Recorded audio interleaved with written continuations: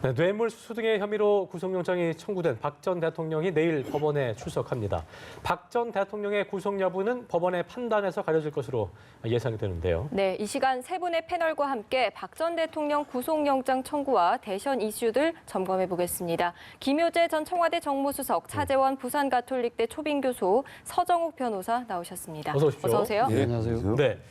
자, 당초 법조계 안팎에서는 그 박 전 대통령의 영장실질 심사 출석에 회의 중 시각이 많았었는데요. 일단 어제 오후에 변호인을 통해서 영장 심사에 출석하겠다 이렇게 입장을 밝혀왔습니다. 법에 보장된 방어권을 뭐 적극적으로 행사하겠다 이런 뜻으로 봐야 될까요? 그렇죠. 원래 지난번에 그 검찰 조사를 받을 때도 처음에는 그 대통령을 지낸 분이기 때문에 조사에 상당히 순순히 응할 것이다 이렇게 생각을 했는데 예. 조사 현장에서 나중에 흘러나온 뒷얘기에 따르면 그 자기 진술 조서를 굉장히 꼼꼼히 살피고 그리고 일부 그 진술 내용에 대해서는 내가 이러려고 이런 뇌물이나 받아 먹으려고 대통령 된 줄 아느냐라고 강력하게 항의했다는 그 소식이 흘러나오고 있죠. 네. 그런 점으로 미루어서 그 박 전 대통령의 입장에서는 그 자신에게 주어진 권한, 권리를 최대한 행사해서 영장 실질 심사에 임하겠다. 그리고 방어권을 적극 활용하겠다. 그 발언을 제대로 하겠다라는 뜻을 밝힌 것이 아닌가 싶습니다. 자, 서 변호사님. 예. 결국 정면 승부를 택한 건데요. 결백함을 호소한 게 최선이다. 이렇게 뭐 좀 봐야 될까요? 그렇게 그렇죠. 이게 그 있을까요? 최근에 그 네. 포기한 분들요. 전부 이게 그 예를 들어 뭐 홍만표, 최유정 그 변호사, 그다음에 그 진경준, 뭐 정호성 이런 분들 다 이게 포기한 분 다 발부됐거든요. 그렇죠. 저는 이게 불출석하면요, 거의 이게 100% 거의 발부됩니다. 어제도 얘기하셨죠. 뭐 20년 예. 동안 따라서 한 번도. 이게 그 저는 네. 방어권 행사를 해서 가는 게 맞고요.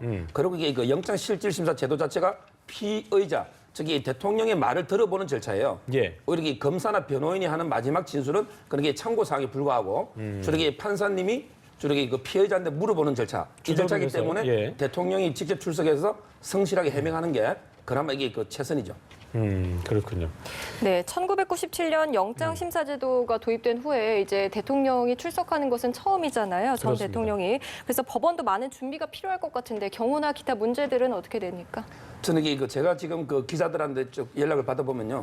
법원에도 이게 최소한의 경호는 하지만 옛날 검찰처럼 일반인을 완전히 통제는 안 하는 것 같아요. 예. 왜냐하면 이게 일반인 재판도 상당히 많이 이루어지기 때문에 따라서 이게 필요 최소한도라고 출입문 4번 출구로 아마 출입한다고 하니까 고점에서 이제 그 포토라인도 지금 기자들 한 20명 정도 공간이 줬기 때문에 그런 걸 지금 준비하고 있는 단계입니다. 네. 따라서 이게 그 법원 4번 출입까지만 경호가 이루어지고 예. 아마 이게 법정에 들어서는 순간에 경호는 이게 중단된다고 봐야 되겠죠. 그러게요. 예, 들어가기 전에 포토라인에서 이번에도 또 어떤 메시지가 있을 거라고 보십니까?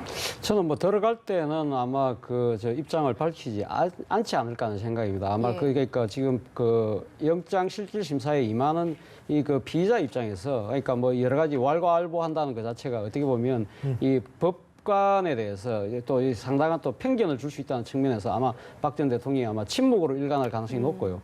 만약에 그 이제 영장 실질 심사 결과에 따라서 만약 구속영장이 발부된다고 한다면 아마 강하게 이 자신의 정치적인 메시지를 좀 밝히지 않을까. 지난번 이 그 자신의 자택으로 돌아갔을 때도 이야기했던 반드시 진실은 밝혀질 것이라는 그러한 톤에서 내가 일단 영의 몸이 되지만 그러나 진실을 나는 그러니까 법정 투쟁을 통해서라도 가리겠다는 입장을 분명히 밝히지 않을까 생각합니다.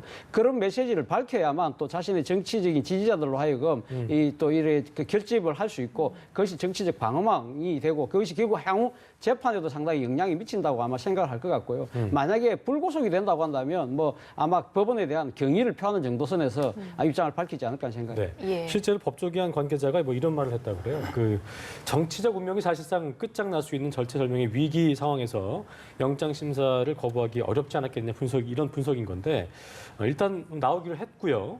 그렇다면 실제 영장이 발부된다면 정치인 박근혜로서의 어떤 그런 그 생명은 좀 끝난다 이렇게 봐야 될까요? 어떻게 좀 보겠어요? 정치인으로서는 이미 사실은 대통령에 파면된 상태로 정치인으로서의 생명은 사실상 끝났다고 봐야 되죠. 물론 그 박근혜 대통령을 동정하고 예. 지지하고 그리고 현재의 이 상황을 인정하지 않는 일정 그 수의 그 지지자들이 열혈 지지자들이 있긴 하지만은 예, 예. 그 지지자들의 수가 국민 여론조사에 따르면 그렇게 뭐 대세를 이룰 거라고 보여지지는 않는 거거든요. 그러니까 박 대통령의 입장에서는 어떻게든 자신의 입장을 밝히려고 하는 것 아닌가 싶습니다. 그리고 이번에 영장실질심사에 임하는 거나 이런 것들이 보면은 이른바 박근혜 스타일입니다. 예. 이 어떤 문제에서 정면으로 대응하는 거거든요. 근데 그동안에 사실은 청와대에 있으면서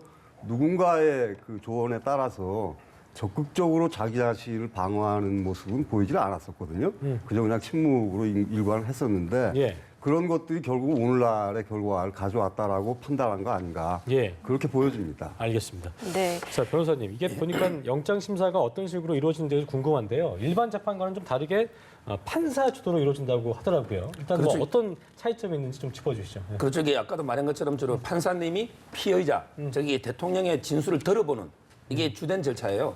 따라서 이게 그 순서를 보면 먼저 이게 판사님이 피의 사실 관련해서 13개가 있잖아요. 예. 그럼 이게 대통령한테 이게 하나하나 피의자인데 다 먼저 신문을 쭉 합니다. 예. 그리고 이게 이제 끝날 때 검사가 먼저 진술을 하고요.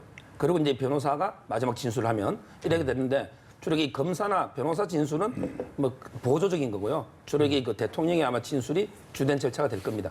그게 이게 확인하는 절차요? 아니면 단순히 확인 절차인지 아니면 판단에 발부와 기각이 어떤 참조하기 위해서 뭐 그런 것 절차인지. 단순하게 이게 확인 절차는 아니고 아주 중요합니다. 왜냐하면 이게 이미 기록이요. 판사님한테 이게 한 3일 전에 갔어요. 근데 그 기록이 특검이 10만 페이지예요. 그리고 이 검찰이 2만 페이지, 12만 페이지는 그러면 이게 미리 판사님이 쭉 읽어봤다 검토를 했다 봐야 돼요. 그러면 이게 궁금한 부분을 메모했다가 그런 부분을 하나하나 대통령한테 직접 확인하는 이런 절차이기 때문에 아주 이게 중요한 절차입니다. 예. 자, 그런데 내일 영장실질심사가 비공개로 진행된다고요? 왜 그런 건가요? 그거는 이게 대부분의 영장실질심사는 다 비공개입니다. 예. 왜냐하면 이게 우리 형법에 피의사실 공표죄라는 게 있잖아요. 네. 예를 들어 이게 공소를 제기하기 전에 피의사실이 유포되면 안 되거든요. 그런데 이 영장실질심사는 아직 공소 제기 전이잖아요. 따라서 이게 당연히 비공개를 하는 게 맞다고 봐야죠. 그러니까 피의사실 공표 피의사실 다 이게 언론에 알려지면 안 되는 거죠. 이유인 예. 거군요. 예. 어쨌든 또 내일 영장실질심사에서 그 시간이 또 저번에 이재용 전 부회장 마냥 더 오래 걸릴 것이냐 뭐 이런 시간에 대한 그 예상도 나오던데요. 일단 검찰 측 논리에 대해서 변호인찬 측이 상당히 맞설 것으로 예상되는데 어떤 공방이 이루어질 것이고 지금 나온 예상으로는 이제 다른 이유 중에 증거인멸 우려 가지고 좀 물고 늘어질 것이다 이런 예상이 나오던데 어떻게 좀 예상해 볼 수 있을까요? 저는 이게 범죄 혐의와 관련해서는 아마 뇌물이 핵심이 돼요. 예. 그다음에 그 범죄 혐의에서는 예. 뇌물도 이게 특히 재단에 이게 부정한 청탁이 있었느냐 또는 이게 정유라 지원이 과연 이 경제적 공동체냐 이게 아마 집중적인 질문이 처음에 이루어질 거고요. 그다음에 이 구속의 필요성과 관련해서는 바로 이게 증거인멸이죠. 예. 왜냐하면 이게 도주 우려는 아예 검찰에서 명시를 안 했어요. 따라서 이게 과연 더 인멸할 증거가 있냐 없느냐 요거는 이게 아마 주로 변호인이나 검찰에서는 증거인멸의 공방을 벌일 거고요. 판사님은 주로 이게 어떤 범죄 혐의에 대해서 주로 질문하는 아마 이게 역할이 좀 분담될 것 같아요. 궁금한 게요. 예. 구속 요건 중에 범죄 중대성 및 소명 정도 예. 그리고 주거 부정, 증거인멸 우려, 또 도주 우려가 있는데 아까 말씀하신 대로 도주 우려라든가 주거 부정은 있을 수가 없겠고요. 그렇다면은 범죄 중대성, 소명 정도도 그러니까 어제 얘기하신 대로 이 소명한 것도 거의 뭐 가능한 거라고 봤기 때문에 증거인멸 우려 가지고 이게 기각이 되느냐 아니면은 발부가 되느냐 하나가 될 것인지 어떤 식으로 좀 저희가 예상해 볼 수 있을까요? 아마 이게 두 가지로 봐야 될 거예요. 범죄 혐의 소명도 좀 검토를 많이 할 것 같아요. 물론 이게 이재용 부회장 사건에서 범죄 혐의가 소명됐다 했지만 또 이게 직접 또 대통령이 알았냐 이건 또 다른 차원의 문제이기 때문에 아마 이게 제가 보기 판사님은 범죄 혐의 소명도 상당히 고민할 것 같고요. 그렇군요. 그다음에 당연히 아까처럼 증거인멸. 주로 이게 증거인멸이 있다 또 이거는 변호사가 주로 이야기하고 대통령 피해자들은 그런 이야기 안 해요. 그러니까 피해자들에게 주로 판사가 실체적인 질문하면 답하고 그다음에 구속의 필요성은 주로 이게 검사하고 변호사가 공방을 벌일 걸로 보입니다. 네. 자, 박근혜 전 대통령의 이제 대리인단이 어떤 전략을 펼칠지 그렇죠. 조금 더 살펴봐야 될 것 같은데요. 우선 소환 조사하는 과정에서는 삼성 뇌물 혐의 부분을 가장 집중적으로 검찰에서 캐물었다고 합니다. 이 부분에 대해서는 우선 어떤 전략 펼칠 거라고 보십니까? 그밖에 없죠. 이게 구속은 제가 보기엔 뇌물죄 외에는 구속될 게 없어요. 예. 주로 이게 다른 죄들은 범죄가 혐의가 전부 경미한 5년이야. 건가요? 예. 예를 들어 이 공무상 비밀 누설이 2년이야. 그다음에 직권남용 강요는 5년이야예요. 굳이 이게 구속의 필요성까지 없기 때문에 뇌물이 핵심이 되고 그 중에서도 이게 저는 우리 이게 정유라 지원도 있지만 재단. 이 재단 법인이 왜 중요하냐면요. 이게 삼성이 재단 발부되면 SK, 롯데, CJ 이런 게 남아 있잖아요. 네. 그럼 이게 수사의 필요성이 남아 있기 때문에 증거인멸하고도 연결되거든요. 따라서 그 부분이 그래서 아마 한홍재 검사가 맡고 있는 게 그 공익재단 부분이 K재단.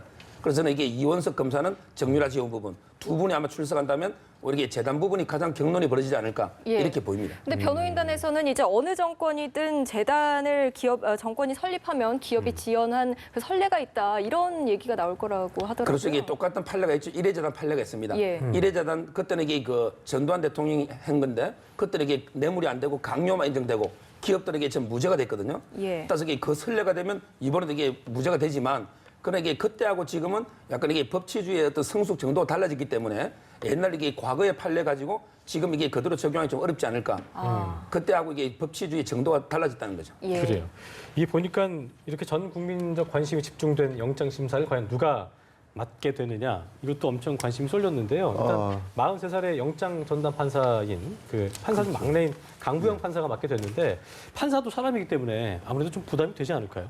큰 부담이 예. 되겠죠. 이런 재판의 영장 실질 심사를 맡으면은 사실은 영장을 발부하건 아니면 뭐 발부하지 않든 그 왜 그렇게 했느냐는 것도 꾸준하게 그 이 화제가 될 거고요. 예, 예. 근데 이제 이 영장 실질 심사의 이 판사는 사실은 누가 이 임의로 정하는 것이 아니고 이를테면은 돌리기를 해가지고 그 정해진 겁니다. 그래서 이번에 실질 심사를 맡게 된 이 강구영 판사, 강구영 판사도 제일 어린 판사가 되었다죠. 그래서 예. 지금 예.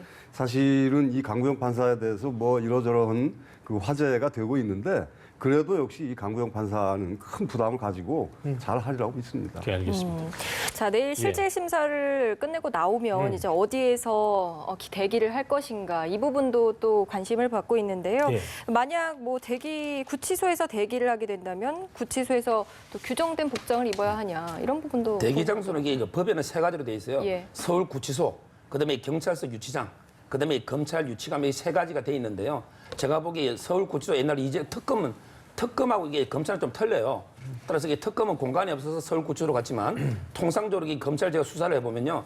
강만수 장관 제가 변호할 때는 검사실, 주로 이게 특수부에서 검사한 거물급들 있잖아요. 네. 이런 분들이 검사실에서 기다리는 게 관행입니다.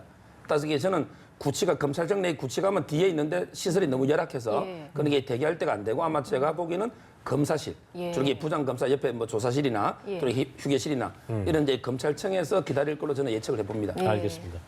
자, 차 교수님, 이게 예. 그 사법정의 실현, 또 법치주의 확립을 위해서 성역 없이 수사가 이루어져야 되고, 또 판결 역시 최대한 공정하고 또 정확하게 내려져야 한다는 게 중론이긴 하지만, 또 일각에서는 파면까지 당한 전직 대통령, 더구나 여성인 이분에 대한 구속은 좀 그림상 좋지 않다 이런 목소리도 있더라고요. 이 부분은 어떻게 좀 보고 계세요? 근데 뭐 우리가 항상 하는 이야기입니다만 법관은 말 그대로 법과 양심에 따라서 결정하는 거 아닙니까? 그렇죠. 그 이야기는 여러 가지 그 여론적인 부분이라든지 네. 정치적 고려를 하지 않는다는 이야기 아니겠습니까? 그렇기 때문에 저는 뭐 강부영 판사가 그 상당히 이 연부 역강한 하지만 네. 저는 뭐 그 자신의 그 법과 양심, 법의 기준과 양심에 따라서 아마 그 판결을 내리지 않을까 하는 생각이고요. 아마 지금 상당히 많은 국민들이 박근혜 전 대통령의 구속을 70%, 80%까지 지금 그 상당히 이 지지하고 있는 여론은 결국 그것이 그 국민적 이 눈높이 상식이라는 거죠. 그러니까 지금 박근혜 전 대통령이 받고 있는 혐의 자체가 상당히 중한 혐의 아닙니까? 우리가 아까 서 변호사 충분히 설명하셨지만 지금 뇌물이라는 것 자체가 정말 엄하고도 중한 혐의거든요. 그리고 또 하나는 지금 뇌물을 준 사람은 지금 구속이 돼 있다는 겁니다. 그러나 뇌물을 받은 사람이 재질이 더 나쁘고 크다고 한다면 과연 그분이 그 전직 대통령이었다 하더라도 과연 그것이 면죄부를 받을 수 있느냐 부분 그런 측면에서 본다고 한다면 아마 저는 뭐 법과 양심에 따라서 판단을 한다면 저는 아마 구속이 되는 것이 구속영장이 발부되는 것이 맞는 것이 아닌가 하는 생각입니다. 차 교수님은 발부 쪽으로 보셨고 두 분께 여쭤볼게요. 먼저 우리 김효수님께 여쭤보겠습니다. 발부될까요? 아니면은 뭐 어떻게 될까요? 어떻게 예상하세요? 검찰이 사실은 판단을 한다면 검찰은 정치적인 판단을 할 수 있는 그리고 과거에도 해왔던 그런 기관입니다. 과거에 가령 예를 들어서 그 97년도 대선 때 그 김대중 대통령 당시 후보에 대해서 당시 한나라당에서 뭐 무슨 상당히 많은 그 돈을 거뒀다, 그 뇌물 수수했다라는 그 고발을 하고 실제 이 계좌번호까지 냈는데도 검찰이 수사를 중단하지 않았습니까? 중단하고 대선이 끝난 다음에 이제 무혐의 처리를 했는데, 근데 재판부에 가면 사실은 물론 우리 조 교수님 말씀대로 그 재판도 여론의 영향을 받지 않을 수가 없을 겁니다. 그러나 재판부는 사실은 그런 정치적인 고려의 대상은 그렇게 그동안 해오지는 않았던 기관으로 국민들이 알고 있거든요. 그렇기 때문에 일단 검찰이 혐의 내용이 그 다 인정이 된다면 예. 그 구속은 불가피하지 않나 싶은 생각은 듭니다. 다만 이게 있습니다. 지금 이 서 변호사님 말씀대로 제일 중요한 게 뇌물죄 부분인데요. 그렇죠. 뇌물죄 부분과 관련해서 박 대통령과 그 변호인단은 일관되게 우리는 몰랐다. 그리고 그거는 내가 받은 게 아니다. 라는 쪽으로 지금 그 선을 지금 긋고 있습니다. 그러니까 그 부분에 대해서 그 강 판사가 어떤 판단을 내리느냐가 이게 아니다. 그 검찰이 얘기한 대로 검찰이나 특검에서 조사한 대로 이건 몰랐을 수가 없는 것이고 그리고 나머지 사람들의 진술을 종합해 볼 때 몰랐다는 게 그 논리적이지 않다라고 판단하면은 그건 어쩔 수가 없는 상황이 아닌가 싶습니다. 서 변호사님은 발부 전- 쪽으로 예상을 예, 하시죠? 저는 예. 이게 그 불출석하면 99% 이상 발부로 봤고요. 그렇죠. 예. 예. 근데 이거 출석해도 저는 50% 이상이 발부될 거로 보는데 두 가지 이유에 일단 이게 우리가 기각할 때 원칙은 무죄 추정 원칙하고 불구속 수사 원칙이잖아요. 근데 그보다 더 상위 원칙이 형평성의 원칙이에요. 우리 모든 국민은 법 앞에 공범들, 평등하다. 이게 최고 상위 원칙이에요. 예. 그렇다면 이게 이재용 부회장, 블랙리스트 5분, 정호성, 안종범 이거하고 어떻게 형평성을 이야기할 수 있느냐. 이게 첫째 이유고요. 두 번째 착각 우리가 조심할 게 저번에 이재용 부회장 왜 처음에는 기각됐다가 나중에 발부됐잖아요. 이런 식으로 이게 판사마다 의견이 틀릴 수 있지 않느냐 이런 지적이 있는데 그건 이게 오해입니다. 왜냐하면 이게 처음보다 특검에서 많은 자료를 더 추가해서 증거를 더 많이 했기 때문에 발부된 거예요. 따라서 이게 어떤 특정 개인 판사 성향에 따라 좌우되는 게 아니고 사실 이게 법원 사법부 전체 기관의 의사거든요. 따라서 이게 이재용 부회장에 대해서 뇌물 준 게 소명됐다고 했는데 특별한 사정이 없어서 이번에 소명이 안 됐다. 이렇게 말하기는 상당히 물론 판사 개인 양심은 있을 수 있지만 그건 쉽지 않다는 거고 뭔가 이게 명분, 사정 변경이 있어야 되는데 그게 안 보인다는 겁니다. 그리고 또 어제 얘기하신 대로 뭐 범죄 혐의를 확 확인해야 되는 것보다는 소명만 돼도 이 구속영장 발부는 될 수 있다고 얘기하셨기 때문에 그렇죠. 이게 증명, 상당히- 입증이 필요 없는 거죠. 왜냐하면 이게 이재용 부회장이 재판을 해가지고 나중에 뇌물 부분이 무죄가 될 수도 있어요. 그러니까 이게 본안 심리 가서 유무죄는 99.9% 합리적 의심이 없는 확신이 돼야 선고하지만 이게 영장 단계에서는 우월적 개연성 한 51% 이상 그렇네요. 상당한 이유만 있으면 되거든요. 그렇다면은 뭐 지금 서 변호사님 말대로라면 이 발부 쪽으로 좀 이게 50% 이상 기운다 볼 수 있을 텐데 예. 어쨌든 대통령 대리인단 측은 어떤 안 될 수 있는 불구속될 수 있는 시나리오를 그리고 있을 텐데 굳이 뭐 그 경우의 수를 대보자면 어떤 게 좀 뭐 전략이 있을까요? 결국 이 대통령 대리인단 전략 한마디로 증거인멸이 우리가 없다. 아마 이게 가장 큰 전략이에요. 증거인멸. 왜냐하면 이게 범죄는 이미 소명된 게 아까 이재용 부회장 때문에 입장 바꾸기 어렵다면 예. 결국은 이게 그 증거인멸에 우리가 없다. 왜 이미 다 구속돼 있고 다 이미 조사 끝난 거 아니냐 이 논리인데요. 근데 저는 그게 어렵다고 보는 게 일단 이게 한번 보세요. 지금 전에 최순실하고 차명폰 통화 있잖아요. 예. 그게 증거인멸 한 거는 과거에 한 거라도 이게 미래 우려있다고 보거든요. 그다음에 또 정유라 부분도 지금 있어요. 독일에 올지 않을지 모르지만 이런 부분이 있고요. 그다음에 가장 중요한 게 남아있는 재벌, 우리 SK든 롯데든 남아있는 부분 추가 수사가 필요하면 그 부분은 충분히 증거인멸 맞출 수가 있잖아요. 따라서 이게 그런 것 때문에 제가 보기에는 쉽지 않다. 50% 넘는다고 그래서 보는 거예요. 그걸 차단하기 위해서 검찰 쪽에서도 삼성 것만 올려놨고 그렇죠. 나머지 그런- 수사 중이기 때문에 여기서 뭐 나올지 모르니까 구속해야 된다고 필요성을 강조할 거다 뭐 이런 얘기신 거죠? 그게 검찰 전략이야. 검찰 전략은 딱 삼성만 일단 하고 나머지 기업들 수사 필요하니까 발부돼야 된다. 이런 전략이 숨어 있죠. 그렇군요. 서 변호사님 말 들어보면 발부가 돼야 될 수밖에 없는 상황인 것 같은데 일단 어떻게 될지 내일 지켜봐야 될 것 같습니다. 예. 자, 다음은 정치권 소식 넘어가 보겠습니다. 네네. 민주당이 오늘 충청권 경선을 치릅니다. 호남 경선 결과를 이어갈지 어떨지 지금 관심이 집중되고 있는데 어떻게 보세요? 문재인 전 대표가 대세론을 이어갈지 안희정 지사와 이재명 성남시장이 반격을 할지 어떻게 예측하십니까? 충청도는 뭐 안희정 후보의 안방과 같은 곳 아니겠습니까? 예. 본인이 지금 충남지사로 지금 재직을 하고 있기 때문에 저는 뭐 사실 이번 충청 경선에서 예. 가장 관전 포인트는 안희정 지사가 1위를 할 것이냐는 것보다도 예. 얼마 많은 득표로 1위를 할 것이냐. 최소한 지금 그 반전의 계기를 마련하려고 하면 최소한 반수같이 크게. 과반수 예. 이상의 예. 득표를 해야 되지 않을까 하는 생각이고요. 문재인 후보 입장에서 본다고 한다면 1위를 못한다 하더라도 상당히 좀 근소한 차이 2위를 한다고 하더라도 충분히 선전을 했다고 볼 수 있는 거고요. 그거는 뭐 안희정 후보의 안방이기 때문에 어느 정도는 그 정도 뭐 좀 접고 간다는 아마 그런 전략을 갖고 있을 것 같고요. 예. 이 나머지 지금 이재명 후보 같은 경우는 이 지금 얼마만큼 선방을 하느냐. 제 생각에는 그 기준 자체는 최소한 한 20%에 근접하는 그런 득표를 올린다고 한다면 이재명 후보 입장에서도 본인의 안방과 같은 수도권에서 상당히 또 반전의 계기를 만들 수 있다. 그런 측면에서 봐야 되지 않을까 생각합니다. 저 어제 되게 궁금했던 게 되는 사람 밀어주기, 이른바 전략적 선택이 가능하다는 이 호남 민심. 국민의당은 안철수 전 대표한테 몰표를 줬고 또 더불어민주당은 문재인 전 대표한테 줬기 때문에 호남 민심이 이제 문재인 전 대표, 안철수 전 대표를 놨을 때는 누구한테 줄 것이냐 이 부분도 궁금하더라고요. 그 아마 조금 더 시간이 지나 봐야 알 겁니다. 왜냐하면은 지금 그 안철수 전 대표가 얻은 그 65%는 사실 굉장히 의미가 있는 겁니다. 왜 그러냐면은 문재인 그 민주당의 경선은 전화를 걸어서 지지하느냐 마느냐 이걸 묻는 거거든요. 예, 예. 그런데 사실은 그 국민당의 진짜 이 투표는 본인들이 직접 투표소에 가서 하는 매우 적극적인 지지입니다. 그리고 실제로 국민의당 그 관계자 얘기를 들어보면 호남, 특히 전북에서는 국민의당 당원 수보다 투표자가 더 많았다는 거거든요.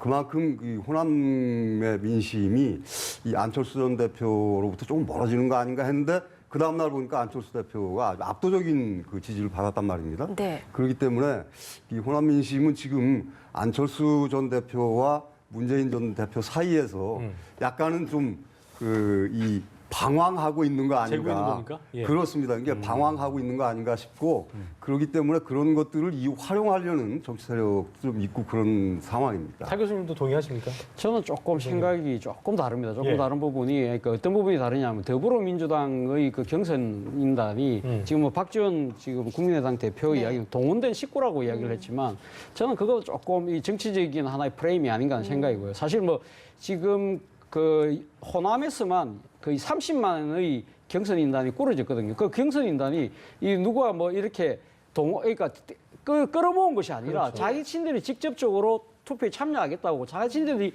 다수의 사람들이 자발적으로 들어간 사람들이거든요. 그 사람들이 지금 그 투표율이 68%입니다. 네. 그러면 상당한 얘기도 흥행에 성공했다고 볼 수 있는 거거든요. 그 대목은 제가 아까 우리 수석님하고 생각이 조금 다른데 그렇기 때문에 문재인 후보가 여기서 압승을 했다는 부분도 상당히 높게 평가를 해볼 대목이 있다는 거죠. 그 문제는 지금 그럼 호남인들의 생각에서는 그러면 문재인이냐 안철수냐 그 부분에 대해서는 아직까지는 생각을 유보하고 있지 않을까. 왜? 아직까지 양강 구도 자체가 형성되지 않았으니까 네. 그때 가서는 이제 차후 지켜볼 일이겠지만 지금 당장으로서는 두 사람을 재울 때 올려놓고 누가 정권 교체를 할 수 있고 우리를 대변할 수 있는지는 나름대로는 지금 품평의 시간은 갖고 있는 것은 분명해 보입니다. 예. 자, 문 전 대표가 오늘 만약 충청에서도 1위를 한다면 결선 투표 없이 후보로 선출될 가능성이 어쨌든 높아지는 건데 만약에 더불어민주당에서 문재인 전 대표가 선출이 된다면 이제 안희정 충남지사, 이재명 성남시장의 표가 어디로 흡수될 것이냐 이 부분도 궁금한데요. 흥미있는 조사가 하나 있었습니다. 예. 어떤 사실 거였습니까? 어제 예. 바로 그 조사인데 그 안희정 지사, 그러니까 여론조사를 하면서 그 가상해서 문재인 그 전 대표 대 안철수 대표의 그 양자 대결을 해봤더니 그 상당히 근접한 결과가 나왔습니다. 예. 근데 그 결과에 그 조사에서 그 안희정 지사를 지지했던 사람들에게 물어봤어요. 안희정 지사가 만약에 경선을 탈락하면 당신은 누굴 찍겠는가? 그랬더니 60% 넘게 안철수 후보 쪽으로 갔거든요. 대신에 이재명 그 시장의 표는 60% 넘게 또 문재인 후보 민주당에 쪽으로 갔습니다. 네. 그렇기 때문에 지금 그 만약에 그 민주당 경선에서 그 이 결선 투표 없이 문재인 후보 쪽으로 간다면은 사실은 안희정 지사 쪽의 표가 그 안철수 후보 쪽으로 옮겨간다고 해도 그 대세를 크게 거스를 수는, 왜냐하면 그 이재명 시장의 표와 네. 이 1대1로 교합하거든요. 지지율도 비슷하지 않습니까? 그래서 그렇게 될 것 같고요. 그러니까 문재인 그 전 대표가 만약에 결선 투표 없이 간다면 그건 뭐 상당한 뭐라고 그럴까요? 그 지지세를 확보하는 것이라고 봐야 되겠죠. 아까 말씀하신 대로 차 교수님 말씀대로 오늘 예. 그 충천에서 아까 말씀하신 대로 뭐 50% 이상이 네. 나오지 않는다면 예. 결선 투표는 좀 요원하다 이렇게 봐야 될까요? 저는 뭐 사실상 그 지난번 호남 경선에서 그러니까 더불어민주당의 문재인 후보가 사실상 압승을 했지 않습니까? 저는 뭐 거기서 한 8분 응선은 막 올라선 것이 아닌가 하는 생각이고요. 사실 뭐 오늘 50%의 그 득표를 가반 득표를 해야만 반전의 계기를 만든다는 거지. 그것이 꼭 이 반전이 된다는 이야기는 아닙니다. 그렇기 때문에 사실 뭐 지금 수도권에서도 지금 문재인 후보의 지금 그 대세론 자체가 상당히 확고해 보이거든요. 그렇기 때문에 사실 뭐 지금 후발주자인 이 안희정, 이재명 후보가 상당히 그 역전의 찬스를 가지기에는 그렇게 가능성은 높아 보이지 않지만 그러나 이 당내 경선이라는 것 자체가 포기할 수는 없는 거 아닙니까? 앞으로 자신의 향후 정치적 미래도 있고 하기 때문에 그래요. 아마 아름다운 마무리를 위해서라도 아마 두 사람은 최선을 다해서 경선에 임하지 않을까 하는 생각입니다. 알겠습니다. 네. 자, 바른정당의 대선 주자로 어제 유승민 의원이 확정이 됐습니다. 자, 정치적 연대 또 보수 후보 단일화에 키를 쥔 사람이 된 것이다. 이런 관측들이 있던데 앞으로 어떤 시나리오들 예상하십니까? 물론입니다. 이 정치적 연대는 이제 4월 15일 정도가 이 이른바 골든타임으로 지금 여겨지고 있는데요. 그러니까 지금 일정을 보게 되면은 이달 말, 내일 모레죠. 31일 날 그 이 한국당의 후보가 확정이 되고요. 예. 그리고 4월 3일 날 결선 투표가 없다면 민주당의 후보가 확정이 되죠. 그리고 바로 그 다음 날 이제 국민의당 후보가 확정이 됩니다. 그럼 그때부터 이제 본격적인 이른바 뭐 스몰 텐트, 빅 텐트론이 이제 나올 겁니다. 네. 그래서 이제 그 김종인 전 의원도 사실은 지금 출마 준비를 하고 있다는 얘기들이 지금 여도 정가에서 좀 꾸준하게 좀 떠돌고 있지 않습니까? 네.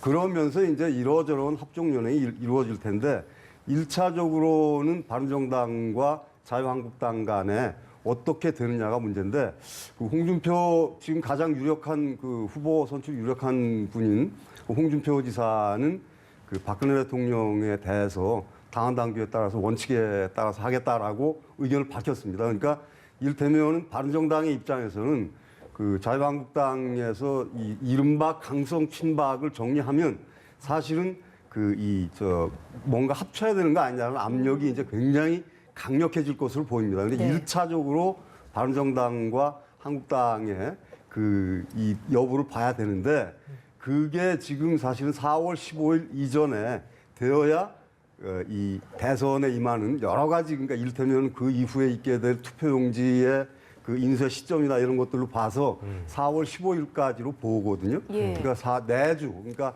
4월 첫 주가 아마도 이번 대선의 이합 집산을 볼 수 있는 가장 이 흥미로운 주가 되지 않을까 다음 싶습니다. 주가 알겠습니다. 예. 차 교수님, 근데 바른정당이 그 뭐 캠프 구성원들도 얘기 몇 명이 나오기도 했고요. 네. 상당히 뭐 유승민 의원 자체도 그렇고 스펙도 좋고 상당히 좀 똑똑한 사람들이다 이런 예상은 많지만 문제는 이제 가장 큰 핸디캡이 인기가 없다는 그렇죠. 부분인데 지지율이 낮다. 네, 이런 어떤 그 이런 거에 대한 확장성에 대한 고민도 좀 있어야 될 테고 그러니까 이대로 갔다가는 뭐 3패는 뭐 불보듯 뻔할 테고요. 이 부분에 대한 고민 좀 있을 것 같습니다. 그래서 네. 어제 유승민 그 후보가 당선이 됐지 않습니까? 당선이 되면서 본인이 한 이야기가 내가 단일화 하려고 후보 나선 건 아니라고 이야기하면서 강한 완주의 의사를 밝혔습니다만은 사실 그 완주하기까지가 쉽지 않다는 게 예. 아마 이 객관적인 평들입니다. 사실 왜 그러냐고 한다면 지금 본인의 지지율 자체가 사실 홍준표 후보나 지금 김진태 후보보다도 지금 뒤지는 안 나오죠. 예.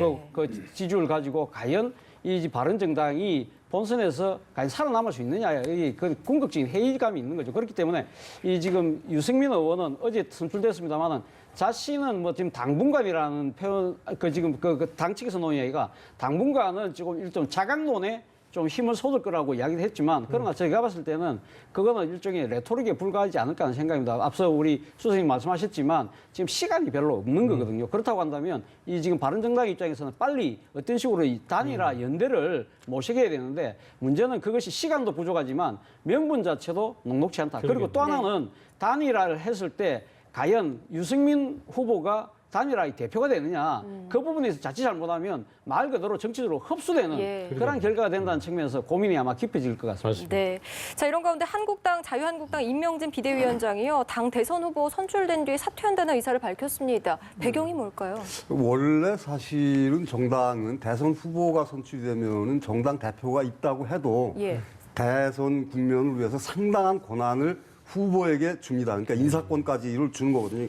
캠프를 구성하고 선대위원회를 만들고 하는 그 인사권을 후보에게 주거든요. 그러니까 사실 수순대 시나리오군요. 그러니까 그럼요. 말씀대로. 그 예상대에 왔던 것이고요. 임명진 그 비대위원장이 자리에 있다고 해도 권한은 상당 부분 후보에게 돌아가기 때문에 아마 임명진 위원장은 그 이외의 역할을 위해서 아마도 임명진 위원장도 지금 그 단일화를 위한 그 마크 채널의 어떤 역할을 하기 위해서라도 지금 미리 자기가 물러나는 게 맞다라고 보고, 또 하나는 뭐냐면 임명진 위원장이 사실은 취임을 하면서 당내에 이른바 핵친박들, 예. 친박들을 정리해야 된다는 어떤 소명이 있었거든요. 네. 근데 사실은 임명진 위원장의 입장에서는 난 할 만큼 했다라고 생각할지 모르지만 그 객관적인 입장에서 보면 친박의 그 막혀가지고 할 일을 제대로 못했고요. 대표적으로 상주에 무공천하겠다고 임명진 위원장이 밝혔다가 바로 그 친박들의 그 거센 공세에 그 밀려서 결국 상주에 김재원 전 의원을 공천하지 않았습니까? 그런 여러 가지 형태로 봐서 임명진 위원장은 예상된 수순으로 된 것이고, 그리고 홍준표 의원이 될지 아니면 김준태 의원이 될지 모르지만 네. 후보에게 힘을 실어주겠다, 이런 의미가 있다고 보여집니다. 네. 제가 들어 김종인 대표 노육장을 과시하면서 이제 그 감독이 아닌 선수 출전 준비 중인데요. 과연 이게 노렸던 시나리오인 건지, 아니면 뭐 삼지대 합종 연행 같은 게 좀 이제 좀 예상대로 안 될 것 같으니까 그냥 마지막으로 좀 열정을 불살라보자, 이런 의미인 건지 어떻게 저희가 해석해야 될까요? 본인이 직접 플레이어로 지금 대선에 참여하고 싶은 마음이 상당히 꿀뚝 같으신 것 같아요. 그렇기 네. 때문에 지금 시간이 별로 없지 않습니까? 그렇기 때문에 뭐 다음 주 초에는 아마 대선 출마를 아마 공식적으로 선언한다는 이야기가 주변에서 지금 흘러나오고 있는데 그럴 가능성이 상당히 저는 높다고 봅니다. 지금 각 당에서 지금 그 후보들이 지금 정해지고 있지 않습니까? 그렇다고 한다면 본인 입장에서는 제3지대, 본인의 표현대로 비패권지대에서 이 자신이 중심이 된 이 소위 말하는 완샷 통합 경선이라도 한번 해서 후보를 선출하는 것이 의미가 있다는 생각을 아마 하고 있는 것 같고요. 예. 이에 대해서 지금 박지원 국민의당 대표가 지금 3단계 연정론을 이야기하고 있지 않습니까? 예. 각 당에서 후보를 선출하고 그리고 연대에서 후보를 한 명 만들고 정권을 만들고 난 뒤에는 대연정을 하자는 그런 그렇습니다. 시나리오인데, 아마 그런 측면에서 본다고 한다면 김종인 이 지금 그 전 대표 입장에서 본다고 한다면 자신이 플레이어로 참여해야만 지분권을 행사할 수 있다. 그런 측면도 아마 고려된 것이 아닌가 그래요. 생각입니다. 알겠습니다. 네. 오늘 말씀 여기까지 듣겠습니다. 네. 세 분 세 분 고맙습니다. 고맙습니다.